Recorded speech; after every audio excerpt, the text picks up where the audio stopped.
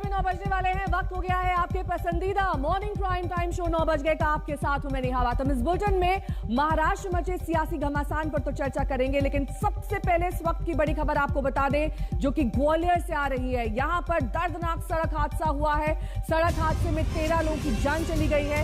आज तड़के ग्वालियर के थाना पुरानी छावनी में सवारियों से भरे एक ऑटो और बस में जोरदार टक्कर हुई, जिसके बाद ऑटो के परखच्चे उड़ गए। 12 महिलाओं और एक ऑटो ड्राइवर समेत 13 लोगों की जान चली गई। रवीश पाल सिंह हमारे संवाददाता से तमाम जानकारी के साथ जुड़ गए हैं। रवीश, क्या अपडेट मिल रहा है, कैसे हुआ ये एक्सीडेंट? देखिए, अभी तक की जो शुरुआती जानकारी मिल रही है नया, उसके मुताबिक ये बस जो है ये दिल्ली की तरफ जा रही थी ग्वालियर से, और ये जो ऑटो है ये मुरैना की तरफ से जो सड़क ग्वालियर की ओर आती है उसमें आ रहा था। और दर्दनाक बात यह है कि नेहा, ये मरने वालों का आंकड़ा इतना नहीं होता, लेकिन बताया जा रहा है कि ये जो महिलाएं थी ये 2 अलग अलग ऑटो में सवार थी, लेकिन एक ऑटो जो है पीछे खराब हो गया था और इसीलिए सभी महिलाओं को एक ही ऑटो में बैठा करके ग्वालियर की ओर रवाना किया गया। लेकिन सुबह 6:30-7 बजे के आसपास जो गांव पड़ता है उसके ठीक सामने ये भीषण टक्कर हुई है, जिसमें 12 महिलाओं की और एक जो पुरुष ऑटो चालक है उसकी मौके पर मौत हो गई है। और इससे अब जो ग्वालियर के निवासी हैं और साथ ही में राज्यसभा सांसद है ज्योतिरादित्य सिंधिया, उन्होंने ट्वीट कर दुख भी जताया है इस हादसे पे। और फिलहाल जो जानकारी मिल पाई है उसके मुताबिक जो बस का चालक है वो फरार है, अभी वो पुलिस की गिरफ्त में नहीं आया है। पुलिस उसे ढूंढ रही है। ठीक है रवीश, बहुत बहुत शुक्रिया इस तमाम जानकारी के लिए आपका। ग्वालियर में इस हादसे के बारे में जानकारी दे रहे थे रवीश पाल सिंह। और अब बात महाराष्ट्र में सियासी कांड के बाद धमकी कांड। पीछे भेजना है थोड़ी देर के लिए तो मैं ब्लैंक हो गई। मैं शिवसेना को इतना ध्यान में रखूं, महिला को धमकाने वाला काम करते मैंने कभी धमकाया है। तो ठाकरे की सरकार आई, ठाकरे सरकार चेयर पे बैठे, उसी वक्त परम सिंह जी को फोन करके उन्होंने बैटलिंग हाउस के अंदर मुझे आप थ्रेटनिंग कर रहे हैं, आप मुझे डरा रहे हैं। उसकी बॉडी लैंग्वेज देख लेना, एकदम तिरस्करणीय और घृणास्पद बात को करती रहती है। पहले तो मुझे बहुत सारे चिट्ठीज आए हैं उनके तरफ से कि आपका जो चेहरे के ऊपर घमंड है उसके ऊपर तेजाब फेंक देंगे, कहीं घूमने के लायक क्या नहीं रहोगे। लेकिन ये अच्छी तरह से बात नहीं कर रही है, ये ठीक नहीं है, इतना ही बताऊं। ये काम हमने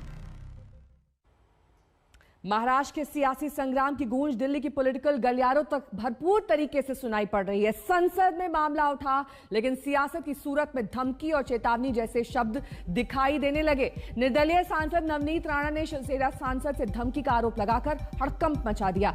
अरविंद सावंत ने आरोपों को हवा में उड़ा दिया, लेकिन आज भी हंगामे के आसार हैं। उधर शरद पवार अनिल देशमुख के बचाव में लगे हुए हैं, तमाम दस्तावेजों के साथ खड़े हैं, लेकिन बीजेपी का पूछना है कि 15 तारीख को मंत्री जी कहां थे। आपको यह भी बता दें कि इस पूरे मामले में निर्दलीय महिला सांसद नवनीत राणा ने शिवसेना सांसद अरविंद सावंत पर खुद को धमकी देने का आरोप लगाया है। लोकसभा स्पीकर ओम बिरला को लिखी चिट्ठी में नवनीत राणा ने कहा कि संसद में उनके बयान को लेकर धमकी दी गई। निलंबित एपीआई सचिन वाजे के मामले को लेकर नवनीत राणा ने लोकसभा में महाराष्ट्र के मुख्यमंत्री उद्धव ठाकरे पर निशाना साधा। अरविंद सावंत ने नवनीत राणा के आरोपों को सरासर गलत बताया।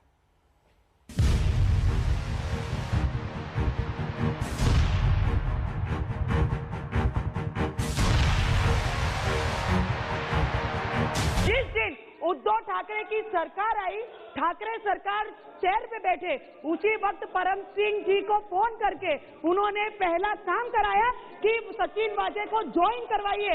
मुझे बताइए, आप सचिन वाजे के कारण परमवीर सिंह को सस्पेंड कराते हैं, उनकी बदली करवाते हैं। मुझे आपसे एक विनंती करना है कि गृह मंत्री का नाम आ रहा है। अध्यक्ष महोदय, बहुत इंपॉर्टेंट सब्जेक्ट है। अगर इस तरीके से देश में खंडनी वसूली का चक्कर शुरू हुआ तो पूरे देश में ये चीजों को फॉलो किया जाएगा। महाराष्ट्र के मुख्यमंत्री उद्धव ठाकरे पर अमरावती की निर्दलीय सांसद नवनीत राणा के इस हमले की चर्चा दूर तलक हो ही रही थी कि नवनीत राणा ने शिवसेना के खिलाफ एक और घमासान छेड़ दिया। लोकसभा स्पीकर ओम बिरला को लिखी चिट्ठी में नवनीत ने शिवसेना के वरिष्ठ सांसद अरविंद सावंत पर धमकी देने का आरोप लगा दिया है। पूर्व मुंबई पुलिस कमिश्नर परमवीर सिंह के लेटर बम से शिवसेना संभली भी नहीं है कि पार्टी सांसद अरविंद सावंत के खिलाफ बड़ा आरोप लग गया। नवनीत राणा का आरोप है कि संसद में उनके बयान के बाद लोकसभा की लॉबी में अरविंद सावंत ने धमकी देते हुए कहा कि तू महाराष्ट्र में कैसे घूमती है, मैं देखता हूँ, तेरे को भी जेल में डालेंगे। जैसे ही मैंने मेरा स्पीच खत्म किया, शिवसेना के कई लीडर वहां से वॉकआउट कर रहे थे और एक व्यक्ति आके अरविंद सावंत जी मेरे पास आए, 2 सेकंड के लिए रुके और रुक के मुझे बताया। मुझे लगा कि हम जब चर्चा करते हैं तो अपने विषयों पे चर्चा करते हैं, हम विरोध दिखाते हैं, पर जब विरोध खत्म हो जाता है तब हम सब कुलीग्स आपस में अच्छे से सुलझे हुए लोगों के साथ जैसे हम बात करते हैं। उन्होंने आते बराबर मुझे बोला कि अब इसके बाद तुम्हारी बारी है, अब तुमको जेल के पीछे डालेंगे। नवनीत राणा ने लोकसभा स्पीकर ओम बिरला से मांग की है कि अरविंद सावंत के खिलाफ पुलिस कार्रवाई की जाए। नवनीत राणा के आरोपों के बाद अरविंद सावंत भी सामने आए। सावंत ने आरोपों को नकारा, लेकिन ये जरूर कहा कि उद्धव ठाकरे को लेकर नवनीत की भाषा और लहजा सही नहीं होता। ये काम धमकाना और महिला को, मैं शिवसेना को इतना ध्यान में रखूं, महिला को धमकाने वाला काम करते मैंने कभी धमकाया है? उसके इर्द गिर्द अगर कोई लोग होंगे तो बता देना कि अगर मैंने धमकाया होगा तो। रही बात उनकी जो बात करने का तरीका है वो थोड़ा सा अच्छा नहीं लगता, क्योंकि जब भी आप जितनी भी आप वीडियो क्लिपिंग उनके निकालें तो आपको दिखेगा वो आदरणीय मुख्यमंत्री उद्धव जी ठाकरे साहब का नाम लेगी और उसकी बॉडी लैंग्वेज देख लेना, एकदम तिरस्करणीय और घृणास्पद बात वो करती रहती है। फिर भी हमने कभी नहीं बोला उनको। अरविंद सावंत खुद को पाक साफ बता रहे हैं, जबकि नवनीत राणा की चिट्ठी में आरोप ये भी है कि उन्हें फोन पर और शिवसेना के लेटर हेड पर चेहरे पर तेजाब डालने और जान से मारने की धमकियां पहले भी मिली हैं। एंटिलिया केस के बाद से बनी परिस्थितियों में महाराष्ट्र की अघाड़ी सरकार को घेर रही बीजेपी के पास अब नवनीत राणा का मुद्दा भी आ गया है। लोकसभा में बयान पर सांसद को किसी दूसरे सांसद से कथित धमकी का ये शायद पहला मामला होगा।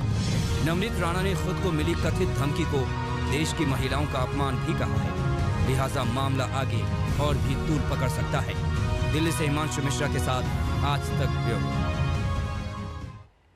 चलिए अब आपको ग्राफिक्स के जरिए दिखा देते हैं कि सांसद नवनीत राणा ने अरविंद सावंत पर क्या आरोप लगाए हैं। बकायदा स्पीकर को चिट्ठी लिखी गई है और स्पीकर को लिखी गई इस चिट्ठी में क्या कुछ कहा गया है ये देखिए। लोकसभा की लॉबी में धमकाया गया, लेकिन अरविंद सावंत ये कह रहे हैं कि धमकी का आरोप सरासर गलत है। ये झूठा आरोप नवनीत राणा लगा रही हैं। नवनीत राणा ने यहां तक कहा कि जेल में डालने की धमकी अरविंद सावंत ने उन्हें दी। इस धमकी के आरोप को बेबुनियाद बताया अरविंद सावंत ने, लेकिन इस पूरी चिट्ठी ने अब महाराष्ट्र की सियासत की लॉबी में हड़कंप मचा दिया है। उन्होंने कहा नवनीत राणा ने कि वाजे मामले में किस तरीके से उन्हें रीइंस्टेट किया गया, दोबारा नौकरी पर लगाया गया, ये तमाम बातें, तमाम डिटेल्स इस चिट्ठी में शामिल की गई हैं। लेकिन सांसद का लहजा सही नहीं था, ये अरविंद सावंत ने आरोप लगाया है कि इस तरीके से महिलाओं को अभद्र भाषा का इस्तेमाल नहीं करना चाहिए। महाराष्ट्र में महिला सुरक्षा पर सवाल खड़े किए नवनीत राणा ने, तो अरविंद सावंत ने कहा कि महिलाओं का नहीं, ये धमकाती महिलाओं को शिवसेना नहीं धमकाती है। उनकी जो बात करने का तरीका है वो थोड़ा सा अच्छा नहीं लगता, क्योंकि जब भी आप जितनी भी आप वीडियो क्लिपिंग उनके निकालें तो आपको दिखेगा वो आदरणीय मुख्यमंत्री उद्धव जी ठाकरे साहब का नाम लेगी और उसकी बॉडी लैंग्वेज देख लेना, एकदम तिरस्करणीय और घृणास्पद बात वो करती रहती है। फिर भी हमने कभी नहीं बोला उनको। वो जो आज तक वो तो पहले से करती आई है, ये अच्छी तरह से बात नहीं कर रही है, ये ठीक नहीं है, इतना ही बताऊं। इस पे मैंने सदन में बात की और रियल चीजों पे बात की। जो मुझे संविधान ने अधिकार दिया है, जो मेरे लोगों ने मुझे चुन के यहाँ भेजा है, उनके अधिकार के अनुसार मैंने वहां पे बात रखी। तो इतनी बात रखते बराबर पूरे शिवसेना के अरविंद सावंत जी को ज्यादा मिर्ची लग गई कि नवनीत राणा की बॉडी लैंग्वेज अच्छी नहीं थी। इसके कारण मुझे लगता है बॉडी लैंग्वेज कोई मुझे पुरुष बताएगा कि हाउ आई शुड स्पीक, मुझे किस तरीके से बात करना, ये कोई मुझे मेरे मेंबर ऑफ पार्लियामेंट कलीग बताएंगे? इट इज माई वे, मुझे किस तरीके से सेशन में अपने विचार रखना है वो मेरा सब्जेक्ट है। सरासर झूठ। हमने जिंदगी में, एक तो महिला है पहली बात, और ये नवनीत राणा जी है, वो आते जाते समय मुझे भैया दादा करके पुकारते, मैं भी उसके साथ बात करता हूँ, ऐसा कुछ नहीं है, ना गुणा है। लेकिन एक बात कहता हूँ कि ये काम धमकाना और महिला को, मैं शिवसेना को इतना ध्यान में रखूं, महिला को धमकाने वाला काम करते मैंने कभी धमकाया है? उसके इर्द गिर्द अगर कोई लोग होंगे तो बता देना कि अगर मैंने धमकाया होगा तो। शिवसेना गुंडे विचारधारा की एक पार्टी है, वो बहुत सालों से नाम लेते हैं। मैं एक चीज जरूर बोलना चाहूंगी कि महिला कमजोर होती है ये विचारों से। जो भी काम करता है कि महिलाओं को डरा दिया जाए तो वो आगे आकर अपने काम नहीं करेगी, बात नहीं रखेगी, विचार नहीं रखेगी। तो मैं एक बात जरूर स्पष्ट करना चाहूंगी, मैं पहले भी बोलती थी, लोगों के हित में बोलने के लिए, लोगों के विचार यहाँ पे रखने के लिए मैं पहले भी बोलती थी, आज भी बोल रही हूँ और कल भी बोलूंगी। किसी की धमकियों से अगर हिम्मत है, अगर मेरा कुछ है, तो मुझे आज ही जेल के पीछे डाल दीजिए। बहुत सारे चिट्ठीज आए हैं उनके तरफ से कि आपका जो चेहरे के ऊपर घमंड है उसके ऊपर तेजाब फेंक देंगे, कहीं घूमने के लायक क्या नहीं रहोगे, ये सब बोला। तो आई वॉज लिटिल, ठीक है, चिट्ठी तक बात है, फोन पे थ्रेटनिंग है, मैंने कंप्लेन की, पुलिस स्टेशन में FIR की है, ओम बिरला जी को दिया। मैंने बोला तब तक के ठीक है, पर हाउस में सबसे पवित्र जगह पे, लोकतंत्र के मंदिर में अगर महिला सदन के अंदर सुरक्षित नहीं है तो महाराष्ट्र में आम महिला किस तरीके से सुरक्षित रहेंगी, इस पे विचार करना बहुत जरूरी है। भाई उसके लिए तो पुलिस में जा भी सकती है, कंप्लेंट कर सकती है, और ये काम कोई करता होगा तो मैं उसके साथ में खड़ा हूँ। ये हमारे नेता नवनीत राणा के साथ खड़े, ये घिनौनी हरकतें हमें मंजूर नहीं है, कतई मंजूर नहीं है हमें, तो उस वक्त तो उसके साथ में खड़ा रहूंगा, कोई दिक्कत नहीं है। एंटीलिया के बाहर विस्फोटक रखने का यह मामला अब 100 करोड़ के वसूली कांड तक आ पहुंचा है, लेकिन आरोपों के घेरे में आए महाराष्ट्र के गृह मंत्री अनिल देशमुख के सामने उनके पार्टी चीफ शरद पवार दीवार बनकर खड़े हो गए हैं। पवार ने साफ किया है कि देशमुख के इस्तीफे की मांग में दम नहीं है। उन्होंने उल्टे आरोप लगाने वाले पूर्व पुलिस कमिश्नर परमवीर सिंह पर ही सवाल उठा दिए।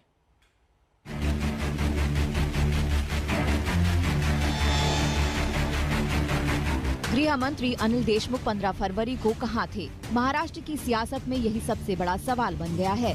दावों के मुताबिक देशमुख एक ही तारीख और एक ही वक्त पर 2 अलग अलग जगहों पर थे, लेकिन ये मुमकिन नहीं, लिहाजा कोई एक दावा तो गलत है।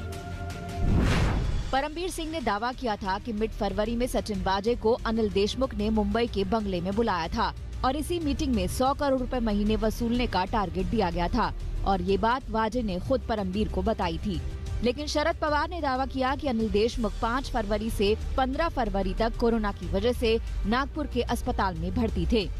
फिर 27 फरवरी तक वो होम क्वारंटीन थे। जब वो नागपुर में थे तो मुंबई मीटिंग में कैसे हो सकते थे?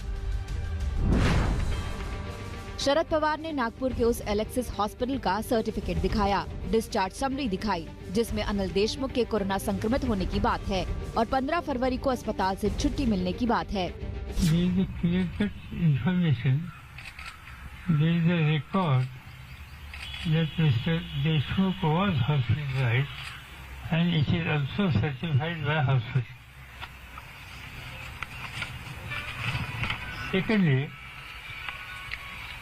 He was discharged on 15th of February and advised from 15 February to 27 February for house quarantine. ये बात सच है कि अनिल देशमुख को कोरोना हुआ था। वो नागपुर के अस्पताल में भी भर्ती थे, लेकिन 15 फरवरी के बाद वो किसी से नहीं मिले। इस दावे पर सवाल है, क्योंकि 15 फरवरी का उनका एक वीडियो आया है। वो आराम से बैठकर प्रेस कॉन्फ्रेंस कर रहे थे, अलग अलग मुद्दों पर मीडिया के सवालों के जवाब दे रहे थे। सेलिब्रिटीच्या ट्वीटच्या बाबतीत माझ्या वक्तव्याचा विपर्यास केला गेला। देशमुख की यही प्रेस कॉन्फ्रेंस बीजेपी का सबसे बड़ा हथियार है और पवार के दावों पर सबसे बड़ा वार भी। बीजेपी ने फरवरी वाली प्रेस कॉन्फ्रेंस के साथ साथ फरवरी की ही कुछ खबरें और अनिल देशमुख के ट्वीट दिखाए, जिसमें अलग अलग लोगों से उनके मिलने की बात है। सवाल ये था कि अगर अनिल देशमुख फरवरी में अस्पताल में थे और उसके बाद होम क्वारंटीन थे, तो कैसे लोगों से मिल रहे थे, कैसे प्रेस कॉन्फ्रेंस कर रहे थे? पवार के पास कोई जवाब नहीं था, तो सफाई देने खुद अनिल देशमुख सामने आए। कोविड झाल्यामुळे मी नागपूरच्या एलेक्सिस हॉस्पिटलला 5 फेब्रुवारी ते 15 फेब्रुवारीच्या दरम्यान त्या हॉस्पिटलमध्ये ऍडमिट होतो। 15 फरवरीला माझा त्या हॉस्पिटलमधून डिस्चार्ज झाला।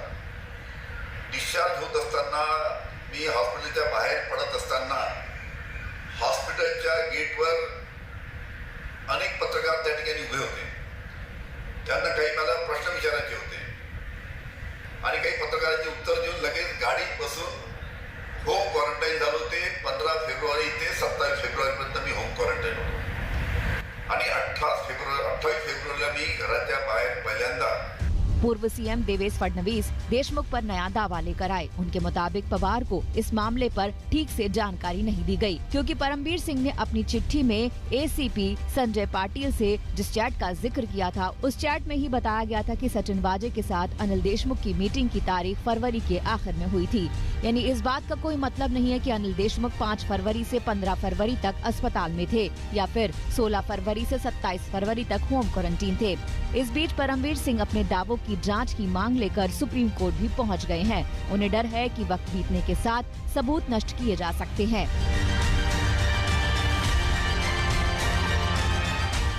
दिल्ली से हिमांशु मिश्रा, मुंबई से पंकज उपाध्याय और साहिल जोशी के साथ आज तक ब्यूरो।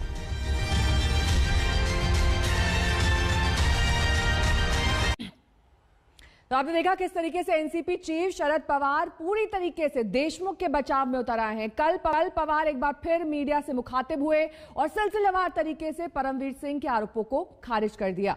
हम आपको दिखा दें किस तरीके से कल शरद पवार ने बचाव किया अनिल देशमुख का। उन्होंने कहा कि वसूली वाली कथित मीटिंग के वक्त नागपुर में देशमुख मौजूद थे। बाकायदा पूरे कैलेंडर के साथ यहां पर शरद पवार मौजूद थे। उन्होंने एक एक डेट गिनवाई, कहां किस समय पर कहां मौजूद थे अनिल देशमुख, ये बताया। फरवरी से मार्च तक क्यों चुप रहे परमवीर सिंह, ये सवाल यहां पर शरद पवार ने उठाया। उन्होंने कहा कि पहले क्यों नहीं ये मामला उठाया गया। देशमुख के इस्तीफे की मांग में दम नहीं है, क्योंकि देशमुख उस तारीख के दौरान अस्पताल में क्वारंटीन थे। एंटीलिया मामले में खुद घिर रहे हैं परमवीर सिंह और यही वजह है कि वो आरोप लगा रहे हैं। ये बार बार लगातार शरद पवार की ओर से कहा गया। लेकिन अब बात बंगाल की करेंगे, क्योंकि बंगाल के लिए बीजेपी ने अपने उम्मीदवारों की एक नई लिस्ट जारी की है। कुल 13 उम्मीदवारों के नाम है। इस बीच ये बड़ी खबर हम आपको बता दें कि बंगाल के लिए उम्मीदवारों की नई लिस्ट आ गई है। तमाम मंथन के बाद ये लिस्ट जारी की गई है। नई लिस्ट में 13 उम्मीदवारों के नाम शामिल किए गए हैं। ये लिस्ट भी हम आपको दिखा रहे हैं किस तरीके से कई नामों की सरप्राइज एंट्री इसमें हुई है, कई नामों को छोड़ दिया गया है। जाहिर तौर पर पूरे मंथन के बाद अब 13 उम्मीदवारों के नाम सामने आए हैं।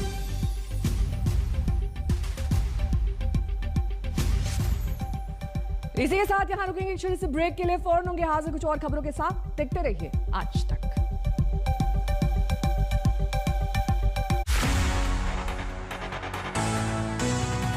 नमस्कार, मैं हूं अंजना ओम कश्यप। हमें उम्मीद है ये वीडियो आपको पसंद आया होगा। लेटेस्ट खबरों के लिए यूं ही देखते रहिए आज तक और इस वीडियो के पसंद आने पर लाइक, शेयर एंड सब्सक्राइब करना ना भूलें।